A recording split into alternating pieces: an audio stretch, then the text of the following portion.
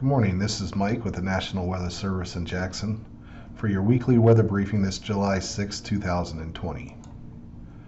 To highlight, I'll be talking about the wet weather pattern that we've been in, resulting in slightly cooler than normal temperatures and wet weather through the week.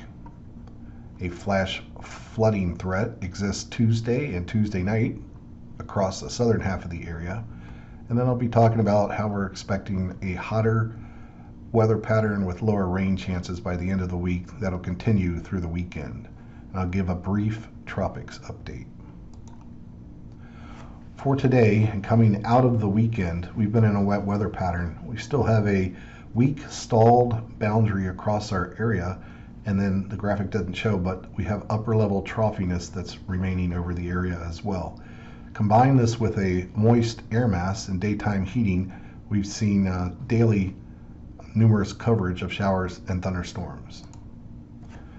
We're expecting that again today, numerous across the northern half of the area and more widespread across the southern half of the area.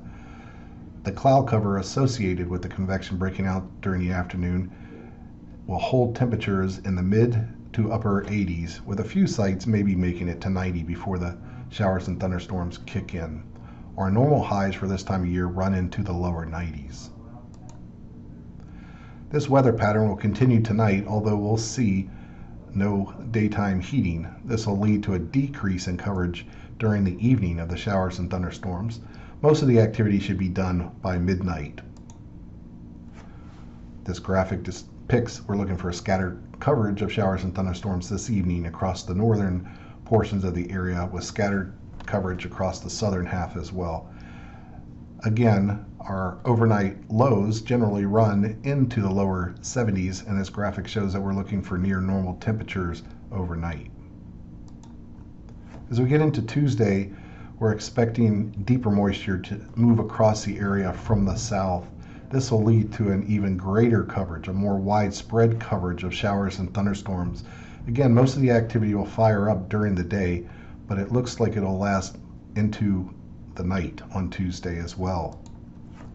This will raise some concerns, especially across the southern half of the area where the heaviest rainfall potential will exist. We're looking for a couple of inches perhaps in a few hours time. This will raise the concerns for localized flash flooding, which will be possible, particularly in the low-lying areas and urban areas. This threat will continue into Wednesday morning, but basically Tuesday through Tuesday night. As we continue into Wednesday, we'll see a similar wet weather pattern remaining over the region.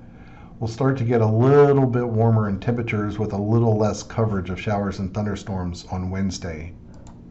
This trend for a little less coverage in showers and thunderstorms each day and gradually increasing temperatures will occur on Thursday as well. Thursday, we're looking to top out into the lower 90s, which is near normal for this time of year. There is still some uncertainty as whether a weak cold front will make it this far south into the area, which could become a focus mechanism for showers and thunderstorms. But the overall pattern is expecting high pressure aloft build in from the west. This will lead to hotter and drier conditions across the region. This will occur basically Friday and lead all the way through the weekend, with each day becoming just a little bit warmer. Friday, and especially going into Saturday and Sunday, the heat will combine with high humidity and result in heat indexes that approach 105 and maybe exceed it. Therefore, heat stress will become an issue as we go into the weekend. When it's all said and done, we're looking for several inches of rain this week across the area. However, the bulk of the rain will fall from today through Wednesday, with much lower rain chances expected Thursday into the weekend. As far as the tropics are concerned, there's three areas of interest today. Tropical storm Edward is still out in the Atlantic, and he's moving away from the mainland and poses no threat in the next 5 days for the United States. However, we're looking for a center of low pressure that's now over the Florida Panhandle. This center of low pressure was basically over our coastal, the Mississippi coast, and as well as moving across Alabama during the weekend. And again, this morning it now resides over the Florida Panhandle. There is also a tropical wave that's been analyzed just east of the Windward Islands.